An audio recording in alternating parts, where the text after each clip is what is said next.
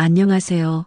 이야기를 들으시기 전에 구독과 좋아요는 영상 제작에 힘이 됩니다. 감사합니다. 부산 해운대의 겨울 바다는 회색빛으로 물들어 있었습니다. 재활센터 7층 특실 창문 너머로 보이는 풍경은 을씨년스러웠고 병실 안의 공기는 그보다 더 무거웠습니다. 장서연의 침대 주변에는 각종 의료기기들이 규칙적인 소리를 내며 생명의 징후를 기록하고 있었습니다. 심전도 모니터의 초록빛 선이 일정한 리듬을 그리고 산소포화도 측정기가 작은 빛을 깜빡였습니다. 의료진은 이미 결론을 내린 상태였습니다. 담당 신경과 전문의는 차트를 들여다보며 고개를 저었고 회진을 돌 때마다 같은 말을 반복했습니다. 의식 회복 가능성은 낮다고, 장기적인 혼수 상태에 대비해야 한다고 말입니다. 가족들도 그 말을 믿었습니다. 아니, 믿고 싶어 했는지도 모릅니다. 각자의 이유로. 하지만 장서연은 깨어 있었습니다. 72년을 살아온 그 예리한 정신은 여전히 또렷했고 귀는 모든 소리를 분별했으며 피부는 공기의 미세한 변화까지 감지했습니다.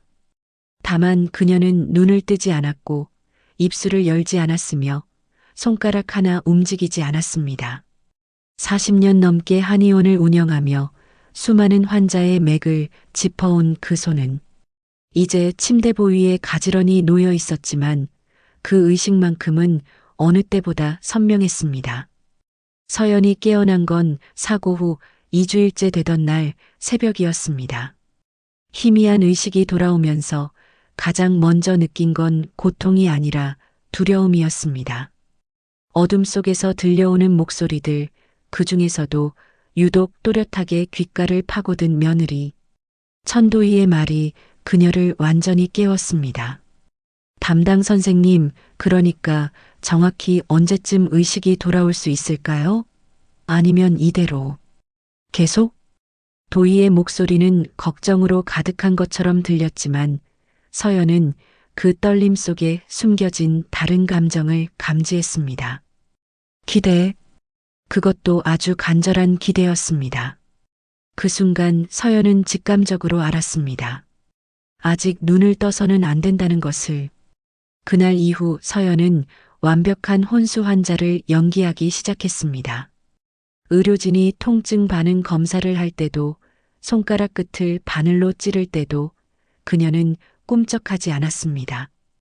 은퇴한 한의사로서 자신의 신체를 통제하는 법을 알고 있었고 오랜 명상 수련으로 단련된 정신력은 고통을 견디는데 충분했습니다. 병실의 하루는 규칙적이었습니다.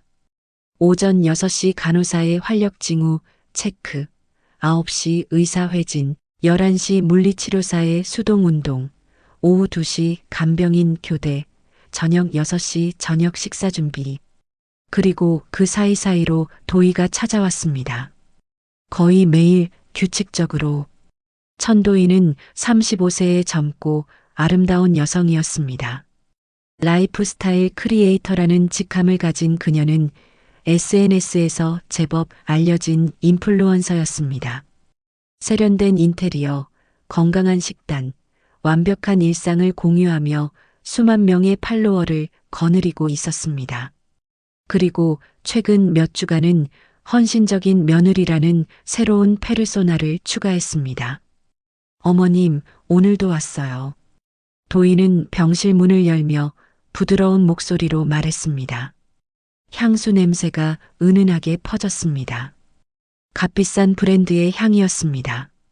그녀는 침대 옆 의자에 앉아 핸드백에서 스마트폰을 꺼냈습니다. 카메라 앱을 실행하는 소리가 작게 들렸습니다. 어머님 손 좀 잡아드릴게요. 오늘은 날씨가 참 좋아요. 창밖의 바다가 정말 예쁘네요. 도희의 손이 서연의 손을 감쌌습니다. 따뜻했습니다. 하지만 그 온기 뒤에는 차가운 무언가가 흐르고 있었습니다. 서연은 그것을 느낄 수 있었습니다. 마치 겨울 바다 표면은 잔잔해 보여도 그 아래 깊은 곳에서는 차디찬 해류가 흐르는 것처럼 재우는 오늘 회의가 있어서 못 왔대요. 어머님도 아시잖아요. 요즘 회사 일이 얼마나 바쁜지. 그래도 항상 어머님 걱정하고 있어요. 셔터 소리가 몇 번 울렸습니다. 도희는 각도를 바꿔가며 사진을 찍고 있었습니다. 손을 맞잡은 모습, 침대 옆에 앉아 있는 뒷모습, 창가에 놓인 꽃병과 함께 완벽한 구도를 위해 몇 번이고 재촬영했습니다. 그리고 나서 도희는 스마트폰을 들여다보며 중얼거렸습니다. 이 사진이 좋겠다. 필터는 따뜻한 느낌으로 타이핑하는 소리가 들렸습니다. 아마도 SNS에 올릴 글을 쓰고 있는 것 같았습니다. 서연은 그 내용을 상상할 수 있었습니다. 어머님을 위한 기도, 가족의 사랑이 만드는 기적, 포기하지 않는 마음 같은 문구들. 10분쯤 지났을까요? 도희는 한숨을 쉬며 자리에서 일어났습니다. 어머님, 전 이만 가볼게요. 내일 또 올게요. 발소리가 멀어지고 문이 닫혔습니다. 하지만 서연은 여전히 미동도 하지 않았습니다. 복도의 발소리가 완전히 사라질 때까지 기다렸습니다. 그리고 그때 다른 발소리가 들렸습니다. 더 조심스럽고 더 가벼운 발소리였습니다. 간병인 문경아가 들어오는 소리였습니다. 문경아는 57세의 베테랑 간병인이었습니다. 20년 넘게 중환자를 돌봐온 그녀는 의료진보다 더 섬세하게 환자의 상태를 읽을 줄 알았습니다. 기계가 포착하지 못하는 미세한 변화, 숫자로 나타나지 않는 생명의 신호를 감지하는 능력이 있었습니다. 경아는 도희가 남기고 간 흔적을 정리하기 시작했습니다. 제대로 놓이지 않은 물컵을 바로잡고 흐트러진 침대볼을 다시 펴고 창문을 조금 열어 환기를 시켰습니다. 그러다가 문득 멈췄습니다. 서연의 얼굴을 들여다보던 경아의 눈이 가늘어졌습니다. 무언가 달랐습니다. 눈꺼풀이 아주 미세하게, 정말 미세하게 떨리고 있었습니다. 일반적인 램 수면 때의 떨림과는 다른 의식적인 움직임처럼 보였습니다. 경아는 주변을 살폈습니다. 복도는 조용했고 간호사실에서는 근무 교대 회의가 진행 중이었습니다. 그녀는 서연의 침대 가까이 다가가 낮은 목소리로 속삭였습니다. 어르신, 혹시 들리세요? 반응은 없었습니다. 하지만 경아는 확신했습니다. 이 환자는 깨어 있다고, 그리고 무엇보다 그 사실을 숨기고 있다고. 경아는 더 이상 말하지 않았습니다. 대신 평소처럼 일과를 이어갔습니다. 체위 변경을 하고 피부 상태를 확인하고 수액 속도를 점검했습니다. 모든 것을 평소와 똑같이. 하지만 그녀의 마음속에는 하나의 결심이 자리 잡았습니다. 이 비밀을 지켜주겠다는. 해가 지고 병실에 어둠이 내렸습니다. 복도의 조명은 야간 모드로 전환되었고 간호사들의 발소리도 드물어졌습니다. 의료기기들만이 여전히 규칙적인 소리를 내며 밤을 지켰습니다. 서연은 어둠 속에서 천천히 눈을 떴습니다. 완전히는 아니었습니다. 속눈썹 사이로 희미하게 보일 만큼만. 천장에 희미한 비상등이 시야에 들어왔습니다. 몇 주 만에 보는 빛이었습니다. 손가락이 움직였습니다. 아주 조금 침대볼을 스치는 정도로. 그것만으로도 온몸에 전기가 흐르는 듯한 감각이 느껴졌습니다. 서연은 천천히 호흡을 가다듬었습니다. 아직은 때가 아니었습니다. 더 지켜봐야 했습니다. 더 많이 들어야 했습니다. 며느리 천도희가 무엇을 계획하고 있는지, 아들 강도윤은 정말 모르고 있는 것인지, 그리고 이 모든 상황 속에서 자신이 해야 할 일이 무엇인지. 복도에서 카트를 미는 소리가 들렸습니다. 야간 라운드를 도는 간호사였습니다. 서연은 다시 눈을 감았습니다. 완벽한 혼수 환자의 얼굴로 돌아갔습니다. 하지만 그녀의 의식은 그 어느 때보다 또렷했습니다. 어둠 속에서, 침묵 속에서 그녀는 듣고 있었습니다. 보고 있었습니다. 기억하고 있었습니다. 첫 번째 복수의 씨앗이 그렇게 싹트기 시작했습니다. 아주 조용하게, 아주 느리게, 하지만 확실하게. 밤은 깊어갔고 부산 바다 위로 차가운 바람이 불어왔습니다. 재활센터 7층 특실의 창문이 미세하게 떨렸습니다. 그리고 그 안에서 죽은 것처럼 누워있는 한 여인의 입술이 아주 살짝 움직였습니다. 복수는 이미 시작되었습니다. 재활센터 정문을 나서는 천도희의 발걸음은 가벼웠습니다. 병원 특유의 소독약 냄새에서 벗어나자 그녀는 깊게 숨을 들이마셨습니다. 겨울 오후의 차가운 공기가 폐를 채우며 상쾌함을 주었습니다. 주차장으로 걸어가는 그녀의 하이힐 소리는 경쾌한 리듬을 만들었습니다. 차에 타기 전 도희는 스마트폰을 꺼내 방금 병실에서 찍은 사진들을 확인했습니다. 손을 맞잡은 사진, 창가에 서서 바다를 바라보는 뒷모습, 침대 옆 의자에 앉아 기도하는 듯한 포즈. 각도도 좋고 조명도 완벽했습니다. 그녀는 만족스러운 미소를 지으며 필터를 적용하기 시작했습니다. 해운대 센텀시티의 한 카페.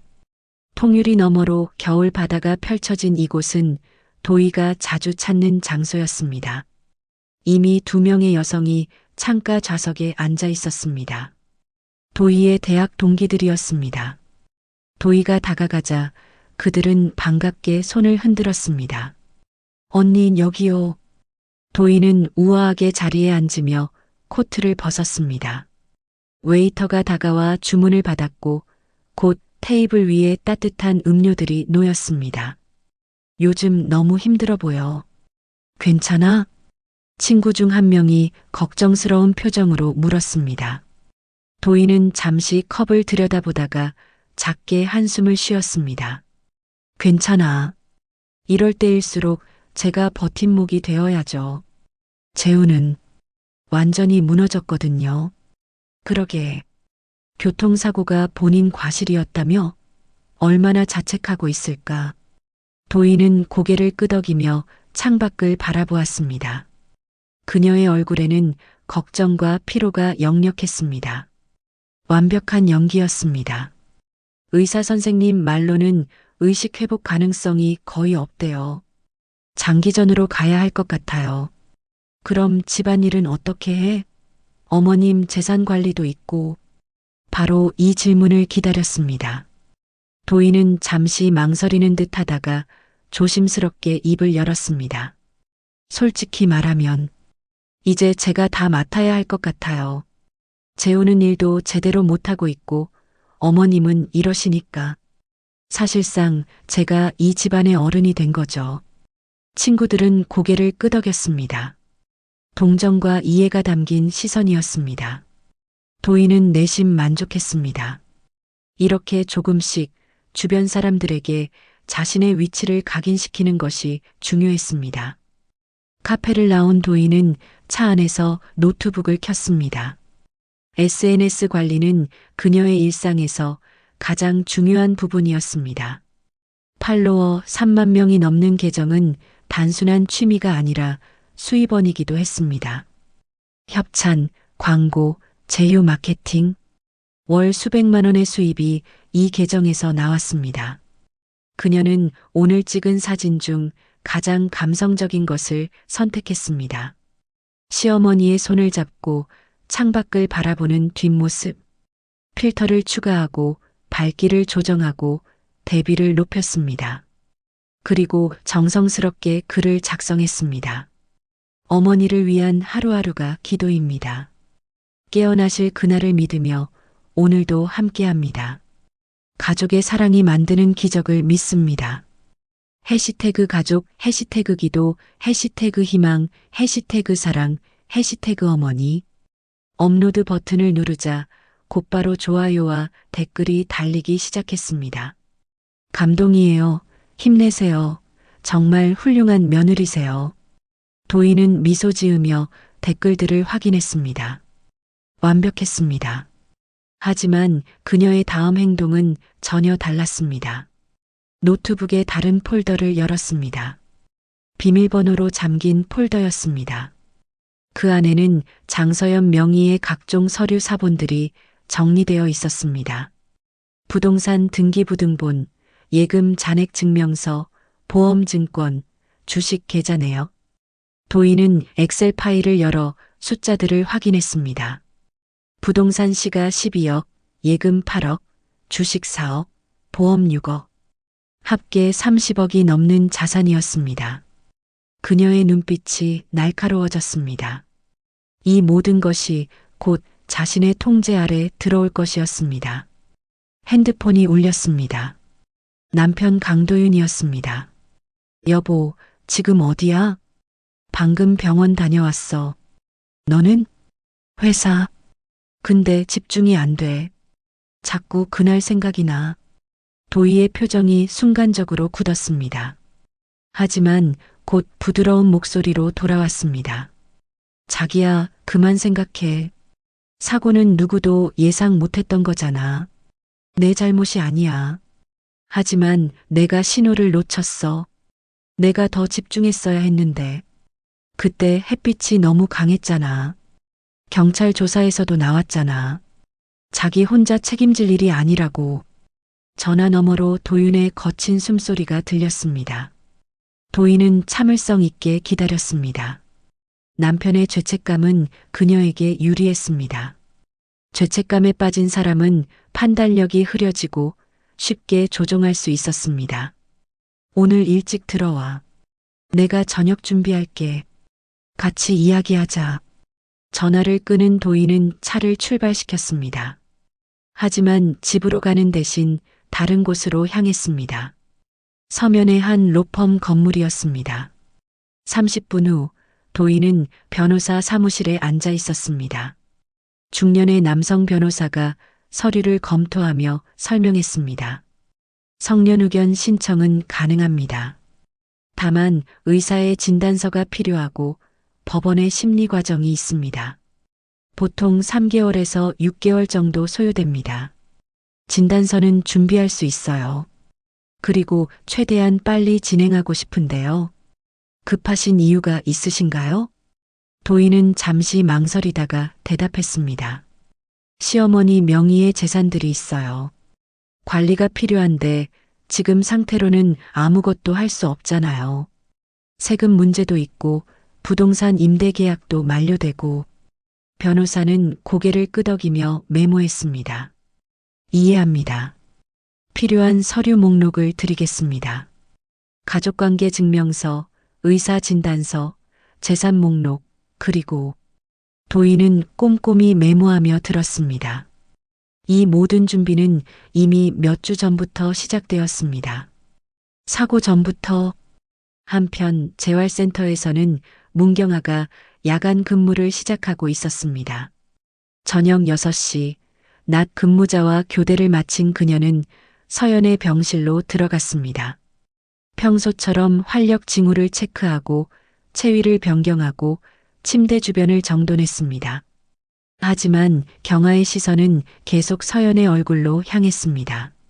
낮에 본 그 미세한 떨림. 그것이 우연이 아니라는 확신이 점점 강해졌습니다. 어르신. 경아는 작은 목소리로 불러보았습니다. 주변을 살피고 문이 닫혀 있는 것을 확인한 후였습니다. 혹시 제 말이 들리신다면 눈꺼풀을 한 번만 깜빡여 주시겠어요? 정적이 흘렀습니다. 의료기기의 기계음만이 규칙적으로 울렸습니다. 경아는 숨을 죽이고 기다렸습니다. 그리고 그것이 일어났습니다. 서연의 눈꺼풀이 아주 천천히 명확하게 한번 깜빡였습니다. 경아는 손으로 입을 막았습니다. 놀라움과 동시에 두려움이 밀려왔습니다. 이 사실을 알아야 할 사람은 누구일까? 의사? 가족? 아니면 아무에게도 말하지 말아야 할까? 어르신, 왜 깨어나신 걸 숨기고 계세요? 서연의 눈꺼풀이 다시 한번 깜빡였습니다. 그리고 이번에는 손가락이 미세하게 움직였습니다. 경아의 손을 향해. 경아는 조심스럽게 서연의 손을 잡았습니다. 그 손이 아주 약하게 하지만 분명하게 경아의 손을 쥐었습니다.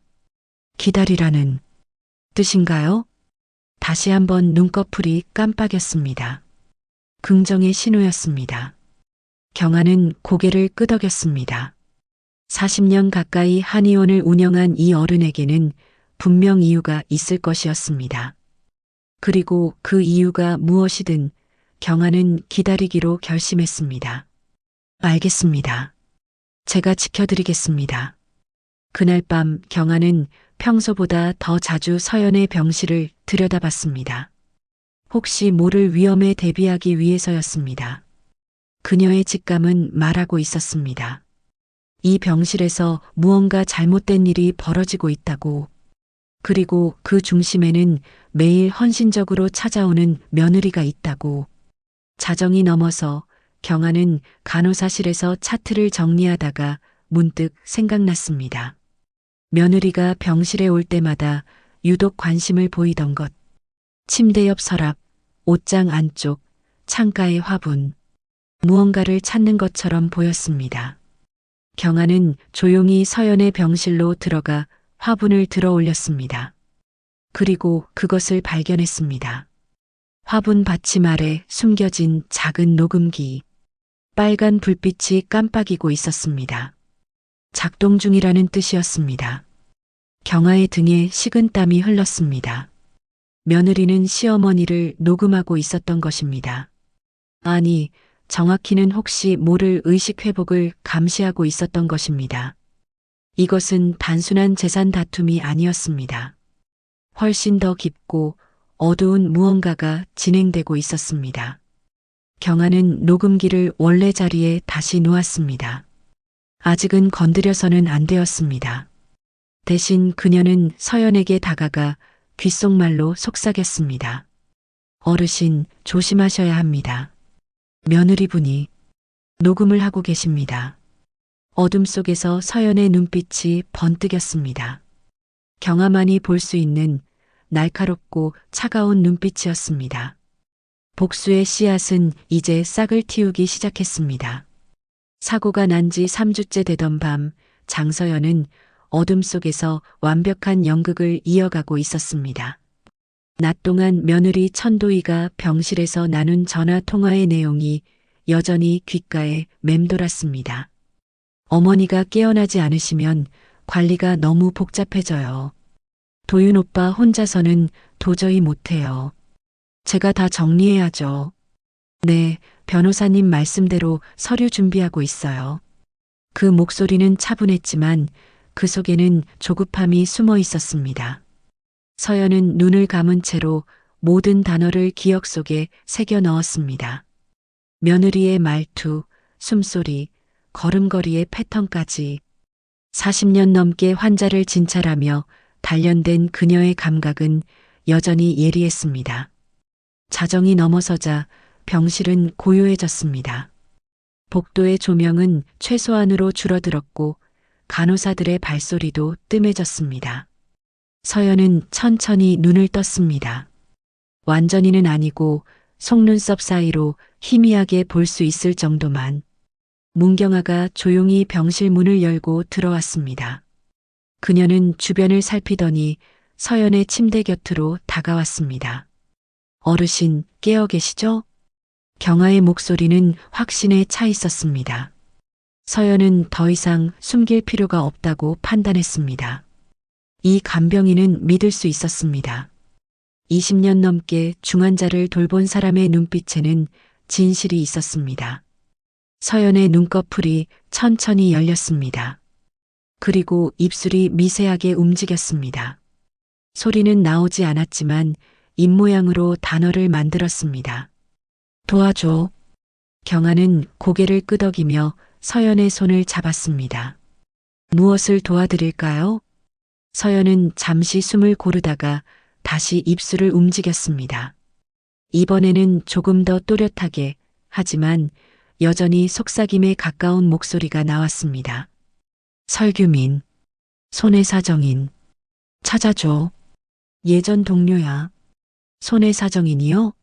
무슨 일로요? 며느리가 뭔가 꾸미고 있어. 확인이 필요해. 경아는 즉시 이해했습니다.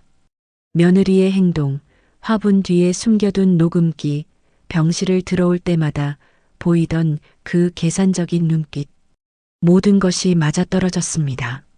알겠습니다. 제가 찾아보겠습니다. 다음 날 아침 경아는 휴식 시간을 이용해 인터넷을 검색했습니다. 부산 손해사정인 설규민. 검색 결과에 여러 개의 기사와 프로필이 나왔습니다. 40대 초반의 남성으로 보험 사기 적발로 여러 번 표창을 받은 베테랑 손해사정인이었습니다.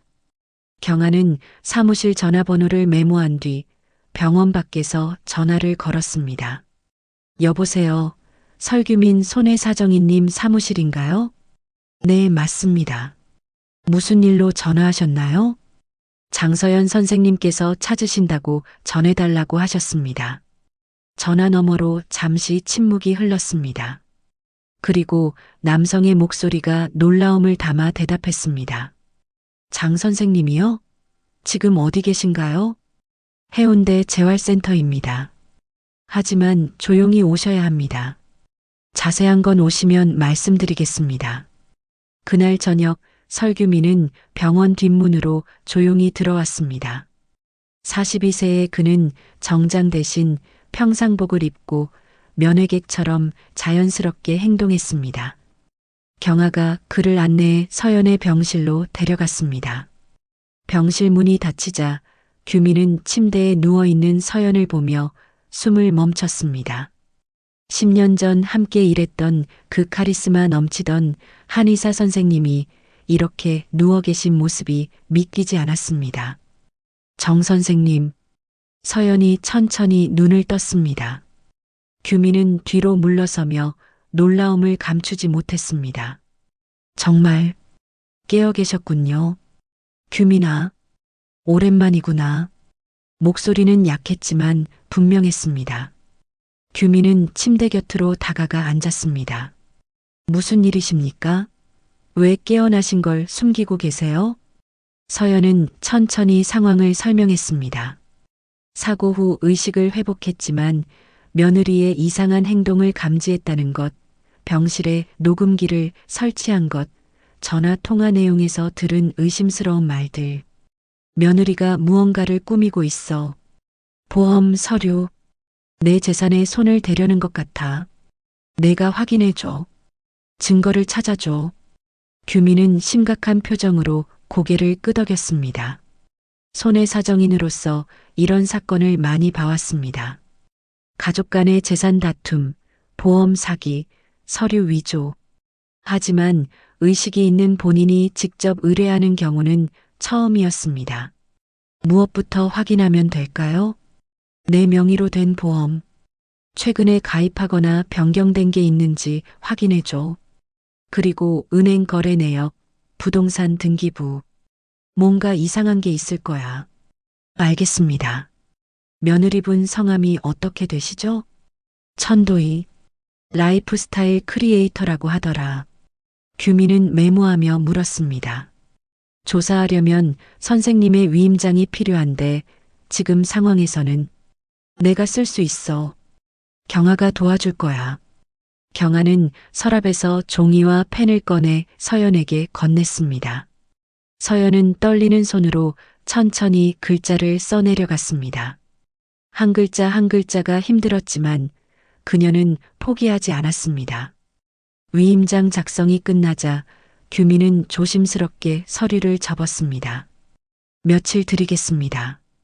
정확히 조사하겠습니다. 사흘 후 규민은 다시 병실을 찾았습니다. 이번에는 두꺼운 파일을 들고 왔습니다. 그의 표정은 어두웠습니다. 선생님, 심각합니다. 규민은 파일을 펼쳐 보이기 시작했습니다. 첫 번째는 보험 가입 내역이었습니다. 사고 한 달 전에 선생님 명의로 3개의 보험이 추가 가입되었습니다. 모두 사망보험금이 높은 상품들이고 총 보험금은 6억 원입니다. 내가 가입한 적 없어. 서명 필적을 감정해 봤습니다. 위조입니다. 누군가 선생님의 서명을 흉내낸 겁니다. 경아가 손으로 입을 막았습니다. 규민은 다음 서류를 꺼냈습니다. 그리고 이건 더 심각합니다. 며느리분이 법원에 성년 의견 신청을 준비하고 있습니다. 이미 변호사와 상담했고 의사 진단서를 요청한 기록도 있습니다. 성년 의견이면 선생님이 의사 결정 능력이 없다고 법원이 판단하면 후견인이 선생님의 모든 재산을 관리하게 됩니다. 물론 며느리분이 후견인이 되려고 하겠죠. 서연의 얼굴이 굳어졌습니다. 규민은 계속해서 서류를 넘겼습니다. 은행 거래 내역도 이상합니다. 사고 일주일 전에 선생님 계좌에서 3천만 원이 인출되었습니다. 며느리분 계좌로 입금된 것으로 추정됩니다. 그것도 내가 한 적 없어. 또 하나 더 있습니다. 선생님 명의의 아파트 한 채가 매매 계약 직전입니다. 계약금은 이미 받은 상태고 잔금 치를 날짜만 남았습니다. 뭐라고? 서연의 목소리가 커졌습니다. 경아가 황급히 문을 확인하러 갔습니다. 규민은 더 낮은 목소리로 말을 이었습니다. 이건 단순한 욕심이 아닙니다. 완전한 제거 계획입니다. 며느리분은 선생님이 깨어나지 않을 거라고, 아니 깨어나서는 안 된다고 생각하는 것 같습니다. 병실에 무거운 침묵이 흘렀습니다. 의료기기의 기계음만이 규칙적으로 울렸습니다. 서연은 천천히 눈을 감았다가 다시 떴습니다. 그녀의 눈빛은 더 이상 희미하지 않았습니다. 날카롭고 단호하고 결연했습니다. 그렇다면 나도 완전한 증거로 끝을 내야겠구나. 어떻게 하시겠습니까? 며느리가 다음에 올 때 내가 직접 확인할 거야. 녹음기만으로는 부족해. 영상이 필요해. 규민은 고개를 끄덕이며 가방에서 작은 상자를 꺼냈습니다. 예상하고 준비해 왔습니다. 초소형 카메라입니다. 화분 뒤에 설치하면 병실 전체가 찍힙니다. 며느리가 설치한 녹음기 위에 설치해. 완벽합니다. 며느리분은 자기가 감시하고 있다고 생각하겠지만 실제로는 자신이 녹화되고 있는 거죠. 경아가 조심스럽게 물었습니다. 그런데 어르신, 며느리분이 정말 위험한 일을 저지를 수도 있지 않을까요? 혹시? 서연은 경아의 손을 잡았습니다. 걱정 마. 경아, 내가 있잖니. 그리고 이제 규민이도 있고 나는 혼자가 아니야. 규민은 즉시 카메라를 설치하기 시작했습니다. 화분을 조심스럽게 들어 올리고 녹음기 위쪽 보이지 않는 곳에 초소형 렌즈를 고정했습니다. 각도를 여러 번 확인한 후 스마트폰으로 영상을 체크했습니다. 완벽합니다. 병실 전체가 보입니다. 침대, 서랍, 금고까지 다 보이네요. 금고? 네, 저기 옷장 안쪽에 작은 금고가 보입니다. 서연이 고개를 끄덕였습니다. 거기에 중요한 서류들을 보관해 두었어. 며느리가 노리는 게 그거일 거야. 비밀번호는 바꾸셨습니까? 바꿀 수가 없었어. 사고 나기 전이니까. 규민은 잠시 생각하다가 말했습니다. 오히려 좋습니다. 며느리분이 금고를 여는 장면이 찍힌다면 그것만으로도 결정적 증거가 됩니다. 모든 준비가 끝났습니다. 이제 기다리는 일만 남았습니다. 며느리가 다시 찾아올 때까지, 그리고 그녀가 본색을 드러낼 때까지. 규민이 병실을 나서며 마지막으로 말했습니다.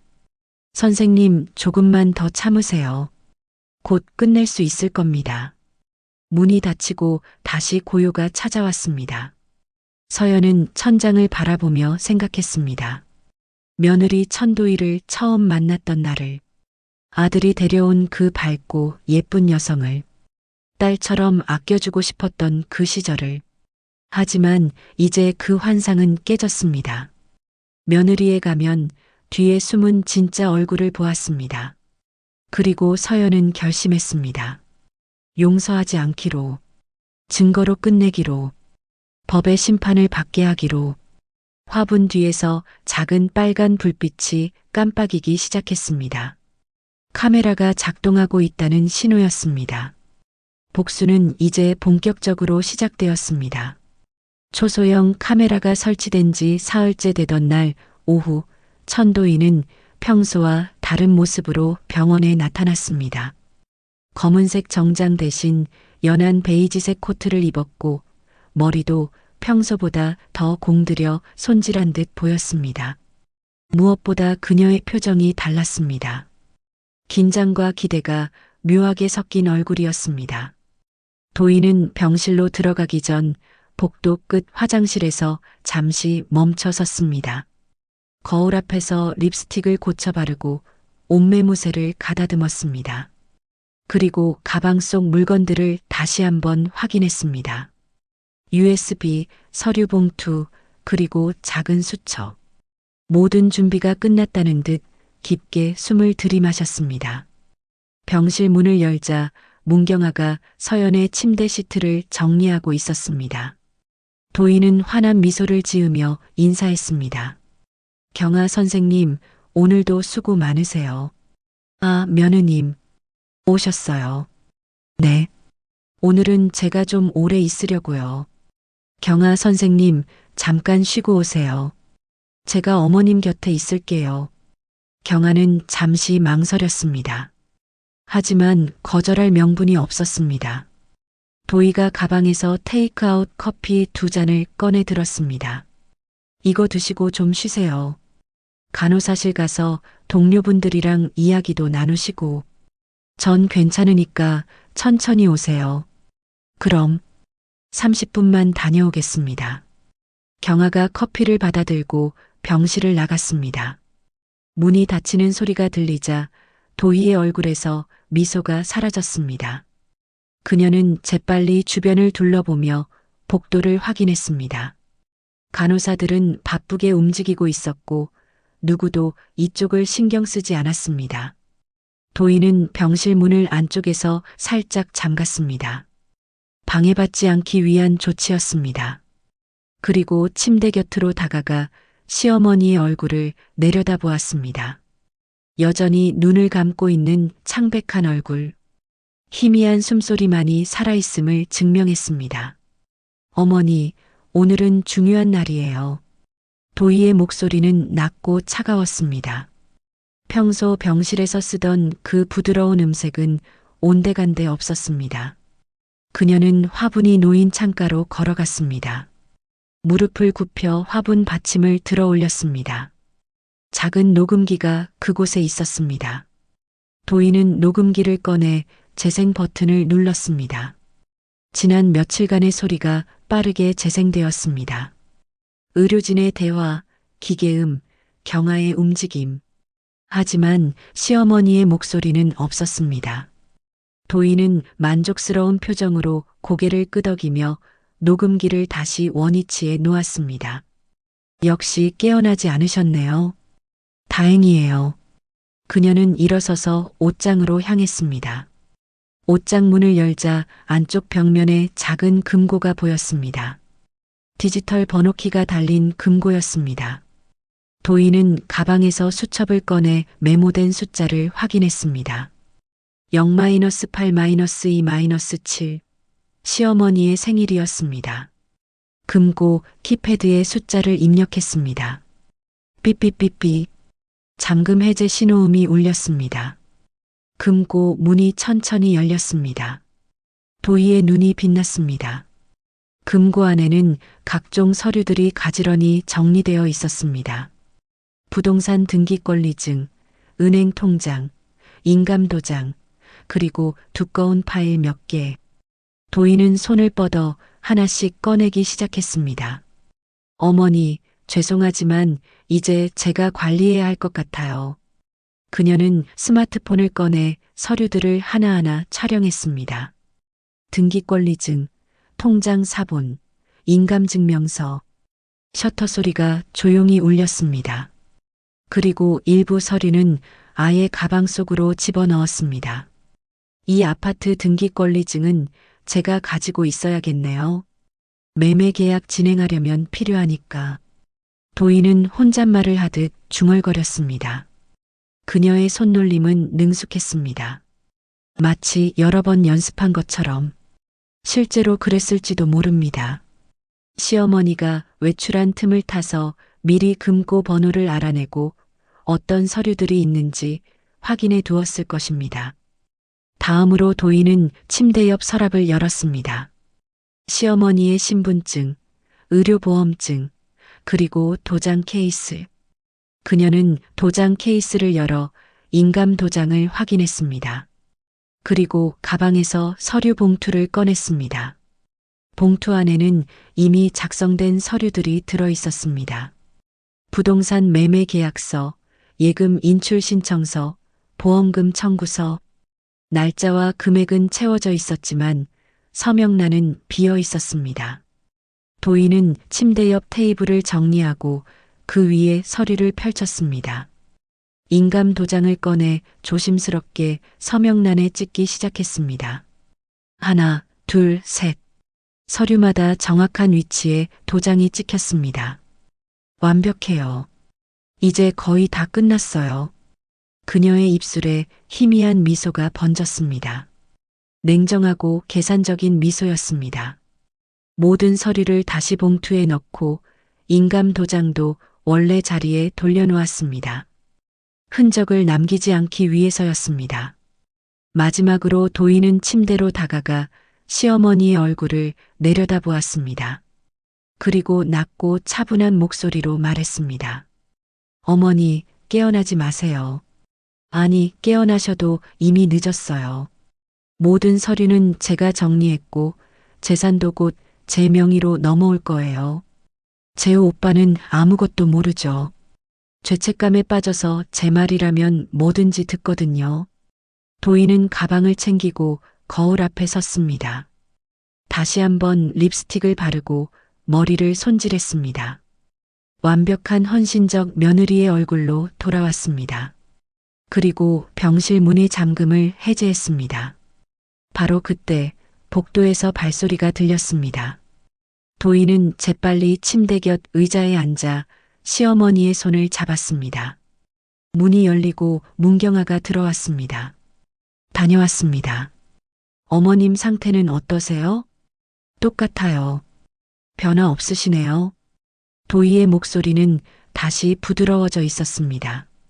완벽한 연기였습니다. 그럼 전 이만 가볼게요.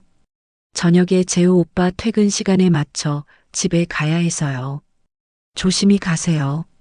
도희가 병실을 나가자 경아는 즉시 화분 뒤를 확인했습니다.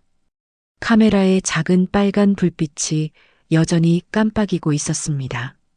모든 것이 녹화되었다는 의미였습니다. 경아는 스마트폰을 꺼내 설규민에게 메시지를 보냈습니다. 오늘 결정적인 장면이 찍혔습니다. 확인하세요. 1시간 후 규민은 자신의 사무실에서 녹화 영상을 재생했습니다. 화면 속에서 도희가 금고를 열고 서류를 촬영하고 인감을 찍는 모습이 선명하게 보였습니다. 음성도 또렷하게 녹음되어 있었습니다. 이제 거의 다 끝났어요. 깨어나지 마세요. 재산도 곧 제 명의로 넘어올 거예요. 규민은 주먹을 쥐었습니다. 완벽한 증거였습니다. 문서 위조, 재산 편취, 인감 도용, 모든 것이 영상에 담겨 있었습니다. 그날 밤 규민은 장서연의 병실을 다시 찾았습니다. 태블릿을 가져와서 영상을 보여주었습니다. 서연은 화면 속 며느리의 모습을 조용히 지켜보았습니다. 그녀의 눈빛은 슬픔과 분노가 뒤섞여 있었습니다. 영상이 끝나자 규민이 조심스럽게 물었습니다. 선생님, 이제 경찰에 신고하시겠습니까? 서연은 천천히 고개를 끄덕였습니다. 그래. 이제 끝낼 시간이야. 규민은 다음날 아침 부산경찰청 지능범죄수사대를 찾았습니다. 담당 형사에게 모든 증거를 제출했습니다. 위조된 보험 가입 서류, 불법 인출 내역, 성년 의견 신청 준비 서류, 그리고 결정적인 병실 영상. 이건 명백한 문서 위조와 사기입니다. 피해자는 현재 의식이 있지만 안전을 위해 혼수 상태를 가장하고 있습니다. 형사는 서류를 검토하며 고개를 끄덕였습니다. 증거가 확실하네요. 바로 영장 청구하겠습니다. 이틀 후 저녁, 천도인은 자신의 아파트 거실에서 노트북으로 작업을 하고 있었습니다. 부동산 매매 계약서를 검토하고 계좌 이체 내역을 확인하고 있었습니다. 모든 것이 계획대로 진행되고 있었습니다. 초인종이 울렸습니다. 도인은 모니터로 확인했습니다. 정장을 입은 남성 2명이 서 있었습니다. 그녀는 이상하다고 생각하면서도 문을 열었습니다. 천도혜 씨 맞습니까? 네, 그런데 누구세요? 남성이 경찰 신분증을 내밀었습니다. 부산경찰청 지능범죄수사대입니다. 천도혜 씨, 문서 위조 및 사기, 재산 편취 혐의로 긴급 체포합니다. 도희의 얼굴이 하얗게 질렸습니다. 뭐라고요? 무슨 말씀이세요? 장서연 씨 명의의 서류를 위조하고 인감을 도용해 재산을 불법으로 취득하려 한 혐의입니다. 묵비권을 행사할 수 있으며. 이건 오해예요. 저는 그냥 시어머니를 돌보고 있을 뿐이에요. 병실에서 촬영된 영상이 있습니다. 동행하시죠. 형사가 수갑을 꺼내자 도인은 뒤로 물러섰습니다. 하지만 다른 형사가 그녀의 팔을 잡았습니다. 차가운 금속이 손목에 채워졌습니다. 안 돼요. 이건 오해라고요. 도희의 비명이 복도에 울려 퍼졌습니다. 이웃들이 문을 열고 상황을 지켜보았습니다. 완벽하게 쌓아 올린 헌신적 며느리의 이미지가 단 몇 분 만에 무너지는 순간이었습니다. 그날 밤 재활센터의 서연 병실. 불빛은 어둡게 줄어들어 있었고 의료기기의 소리만이 조용히 울렸습니다. 문경아가 들어와 서연에게 속삭였습니다. 어르신, 방금 규민 선생님한테 연락 왔어요. 며느님이 체포되었대요. 서연은 천천히 눈을 떴습니다. 그 눈빛에는 안도와 슬픔이 함께 있었습니다. 끝났구나. 이제 눈 뜨셔도 되는 거 아니에요? 아니야. 아직 한 가지 더 남았어. 법정에서 직접 말해야 해. 그게 진짜 끝이야.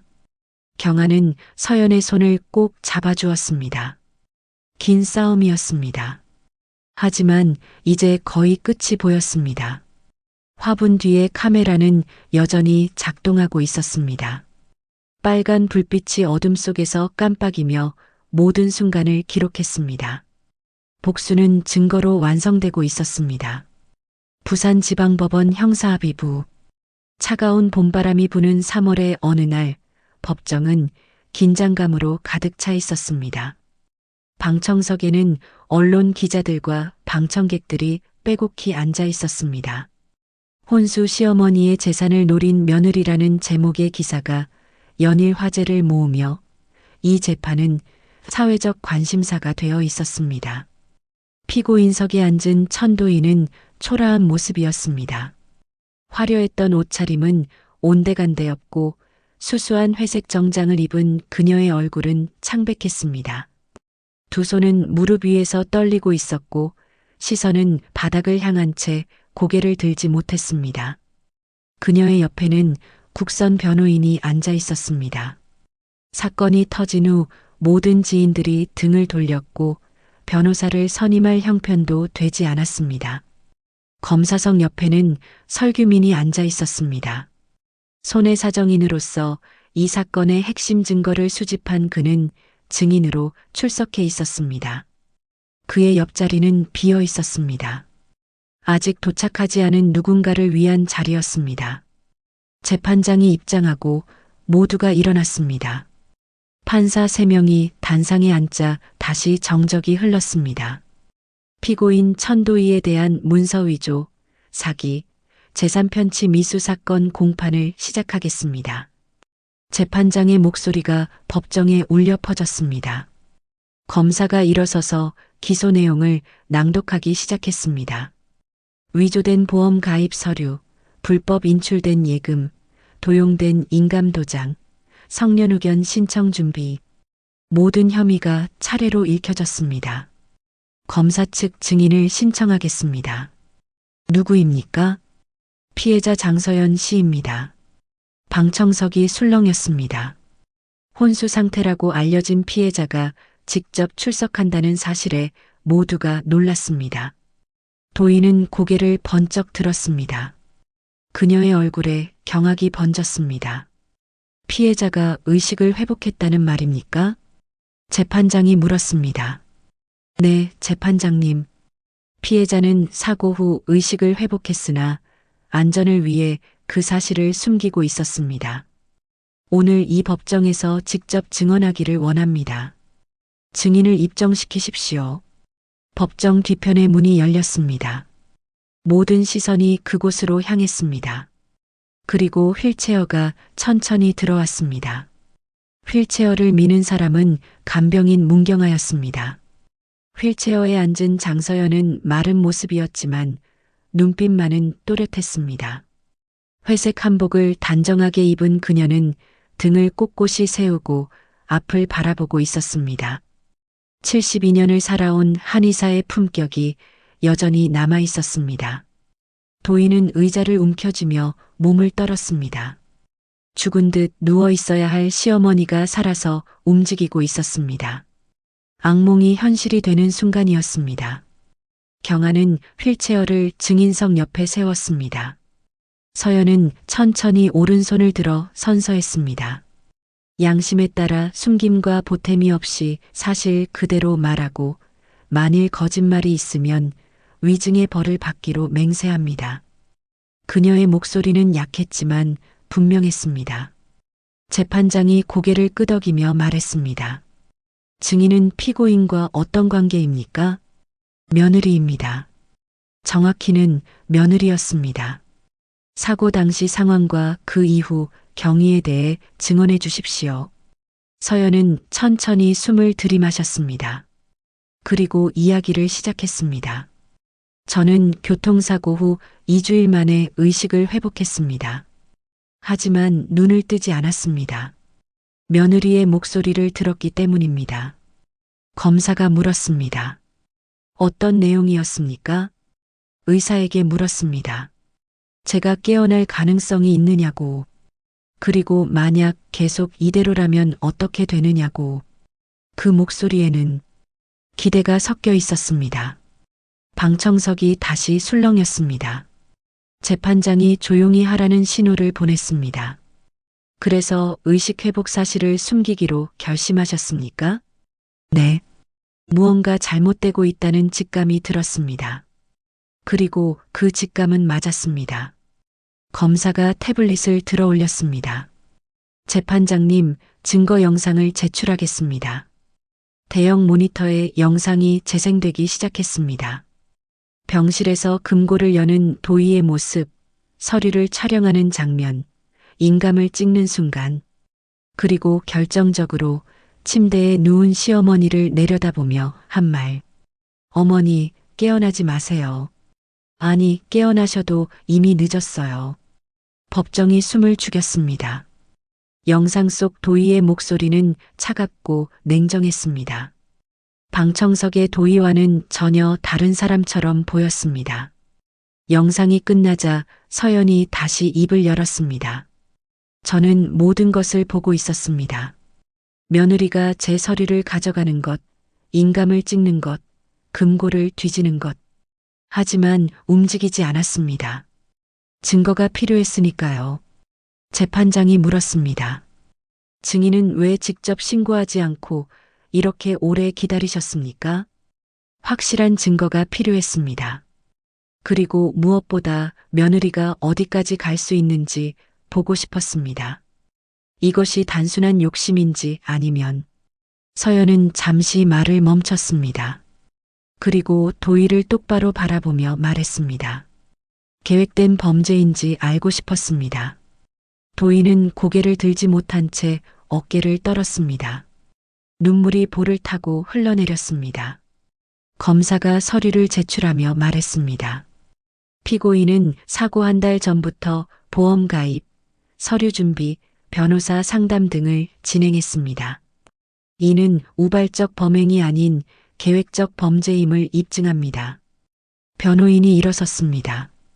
재판장님, 피고인은 깊이 반성하고 있습니다. 피해자께 용서를 구하고 싶어 합니다. 재판장이 도희를 바라보았습니다. 피고인, 할 말이 있습니까? 도희는 천천히 고개를 들었습니다. 눈은 붉게 충혈되어 있었고 얼굴은 눈물로 범벅이었습니다. 그녀는 떨리는 목소리로 말했습니다. 죄송합니다. 어머니, 제가 미쳤었어요. 돈에 눈이 멀어서 나는 너를 딸처럼 생각했다. 서연의 목소리가 법정에 울렸습니다. 처음으로 감정이 실린 목소리였습니다. 아들이 데려온 며느리를 내 딸처럼 아끼고 싶었다. 함께 차를 마시고 요리를 가르쳐주고 나의 한의학 지식도 전수해주고 싶었다. 하지만 넌 내 생명을 팔아넘기려 했지. 죄송해요. 정말 죄송합니다. 도희는 무릎을 꿇으려 했지만 법정 경위가 제지했습니다. 재판장이 망치를 두드렸습니다. 피고인의 죄는 명백합니다. 선고 공판은 2주일 후 진행하겠습니다. 오늘 공판은 이것으로 마치겠습니다. 공판이 끝나고 서연은 휠체어에 앉은 채 복도로 나왔습니다. 언론 기자들이 몰려들었지만 경화와 규민이 막아섰습니다. 그때 복도 끝에서 한 남성이 다가왔습니다. 강도윤이었습니다. 서연의 아들이자 도희의 남편. 그는 비틀거리며 어머니 앞에 섰습니다. 얼굴은 수척했고 눈은 깊이 패여 있었습니다. 어머니, 도윤은 무릎을 꿇었습니다. 법원 복도 한가운데에서 사람들이 지켜보는 가운데 죄송합니다. 제가 몰랐습니다. 제가 더 잘 봤어야 했는데. 서연은 아들의 머리를 내려다보았습니다. 40년 가까이 키운 아들. 교통사고의 가해자이자 또 다른 피해자. 죄책감에 무너져 아무것도 보지 못했던 그 아들. 일어나거라. 어머니, 용서해 주세요. 내가 용서해야 할 사람은 너가 아니야. 내 아내지. 서연은 아들의 손을 잡았습니다. 여전히 따뜻한 손이었습니다. 하지만 너도 배워야 해. 사랑하는 사람을 제대로 보는 법을. 죄책감에 빠져 눈을 감는 게 아니라 현실을 똑바로 보는 법을. 네. 어머니, 이제 다시 시작하자. 우리 둘이서. 그날 밤 서연은 집으로 돌아왔습니다. 3개월 만에 다시 밟는 자신의 집이었습니다. 해운대가 내려다 보이는 아파트 거실. 익숙한 냄새, 익숙한 공기, 익숙한 풍경. 도윤이 어머니를 침대까지 모셨습니다. 그리고 부엌에서 정성스럽게 미음을 끓였습니다. 서툴렀지만 진심이 담긴 손길이었습니다. 어머니, 드세요. 서연은 아들이 건넨 미음 한 숟가락을 입에 넣었습니다. 따뜻했습니다. 맛은 별로였지만 온기가 있었습니다. 고맙다. 앞으로 제가 모실게요. 더 이상 혼자 두지 않을게요. 서연은 낮게 웃었습니다. 3개월 만에 짓는 진짜 웃음이었습니다. 약속해라. 다시는 눈 감지 않겠다고. 네, 어머니. 약속드립니다. 2주일 후 선고 공판이 열렸습니다. 천도인은 징역 3년을 선고받았습니다. 방청석에 서연은 없었습니다. 더 이상 그곳에 있을 필요가 없었습니다. 복수는 끝났고 이제 회복의 시간이었습니다. 4월의 어느 화창한 오후 서연과 도윤은 해운대 백사장을 걷고 있었습니다. 서연은 지팡이를 짚고 도윤이 옆에서 조심스럽게 부축했습니다. 재활 치료를 받으며 조금씩 걸을 수 있게 되었습니다. 바다는 잔잔했습니다. 봄볕이 수면을 반짝이게 만들었고 갈매기들이 자유롭게 날아다녔습니다. 파도 소리가 귓가에 평화롭게 들렸습니다. 어머니, 힘드시면 쉬었다 가요. 괜찮다. 조금만 더 걷자. 두 사람은 천천히 걸었습니다. 말없이 하지만 함께. 사고의 시간, 거짓의 시간, 복수의 시간을 지나 이제는 회복의 시간이었습니다. 수평선을 바라보며 서연이 말했습니다. 도윤아, 나는 죽지 않았다. 내 어머니. 그리고 다시 살아날 거다. 완전히. 제가 돕겠습니다. 서연은 아들의 손을 꼭 잡았습니다. 이제 더 이상 숨지 않을 것입니다. 더 이상 눈을 감지 않을 것입니다. 모든 것을 보고 기록하고 기억할 것입니다. 그리고 언젠가는 완전히 회복해서 다시 한의원을 열고 환자들을 보고 삶을 살아갈 것입니다. 바람이 불어왔습니다. 따뜻한 봄바람이었습니다. 서연은 눈을 감았습니다. 이번에는 숨기 위해서가 아니라 느끼기 위해서 바람을, 햇살을, 그리고 삶을. 침묵이 흘렀습니다. 하지만 이제 그 침묵은 죄책이 아니었습니다. 다짐이었습니다. 다시 살아가겠다는, 제대로 보고 살아가겠다는. 잠들지 않은 자의 증언은 끝났습니다. 이제는 깨어있는 자의 삶이 시작되는 것입니다.